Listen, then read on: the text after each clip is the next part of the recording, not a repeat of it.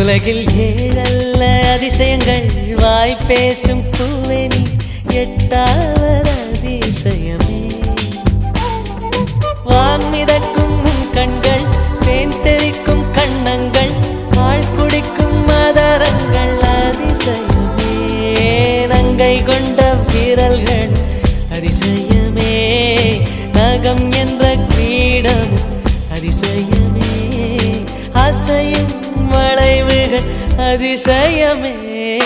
கல் தோன்றி மண் தோன்றி கடல் தோன்றும் முன்னாலே உண்டான காதல் அதிசயம். 16 வயதான பருவத்தில் எல்லோருக்கும் படர்கின்ற காதல் அதிசயம்.